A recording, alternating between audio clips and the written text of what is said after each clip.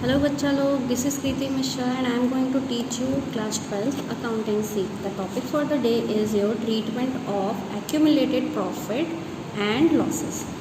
इससे पहले हम ये जानेंगे, पूरे टॉपिक को शुरू करने से पहले आपको ये जानना बहुत नेसेसरी हो जाता है कि accumulated मीन्स क्या होता है. Accumulated means cumulative. Cumulative means something that is collected from several years. तो क्या यहाँ पे एक्यूमुलेटेड और प्रॉफिट या एक्यूमुलेटेड लॉसेस का मतलब है कोई ऐसा प्रॉफिट जो कई सालों से हमने इकट्ठा करके रखा हुआ है, जैसे कि रिज़र्व बेसिकली क्या होता है, अपने प्रॉफिट का सर्टेन शेयर जो होता है आप उसको कई सालों से इकट्ठा कर रहे हो. अब रिज़र्व में भी कई सारे टाइप्स हो जाते हैं, लाइक जनरल रिज़र्व बेसिकली क्या होता है, कोई स्पेसिफिक फंड नहीं होता है, आप इसको अपने किसी भी नीड के लिए यूज़ कर सकते हो. अपने प्रॉफिट का सर्टेन परसेंट हर साल इसको एक कहीं पे इकट्ठा करते जाते हो. देन सेकंड होता है आपका investment fluctuation reserve. Investment fluctuation reserve basically आपका एक ऐसा रिज़र्व होता है जो कि इन्वेस्टमेंट में जो भी लॉसेस वगैरह हो रहे हैं उसको कवर अप करने के लिए हम बनाते हैं investment fluctuation reserve.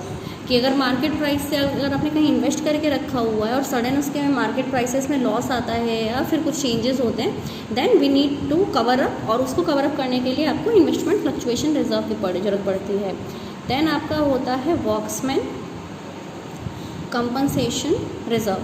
Workmen compensation reserve basically आपको नाम से समझ में आ गया होगा ये किससे रिलेटेड होता है, ये आपके एम्प्लॉयज़ से रिलेटेड होता है. एम्प्लॉय से रिलेटेड होने का मतलब है कि अगर इन केस अगर आपका एम्प्लॉय जो है आपके यहाँ काम करता है और सडन किसी अनफॉर्चुनेट एक्सीडेंट वगैरह में कोई एक्सीडेंट हो जाता है या सडनली उसकी डेथ हो जाती है, तो उसके लिए एक फ़ंड बनाया जाता है जहाँ पे इन केस अगर कभी कोई एम्प्लॉय किसी एक्सीडेंट से मीट कर लेता है या उसकी सडन डेथ हो जाती है तो हम उसको फ़ंड प्रोवाइड कर सके एट द नीड टाइम उसको हम ये फ़ंड प्रोवाइड कर सके. तो बेसिकली ये तीन ऐसे फ़ंड हैं जो कि आपको बहुत फ्रीक्वेंटली आपके क्वेश्चंस में मिलेंगे.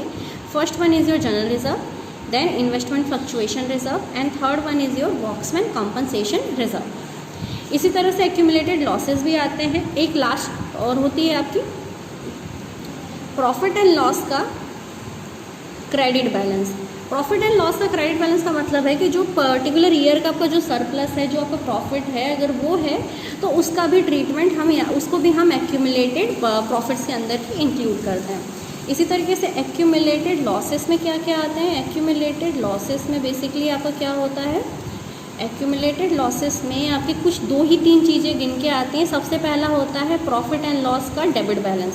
देखिए, क्रेडिट बैलेंस का मतलब होता है यू हैव प्रॉफिट और यू हैव सरप्लस.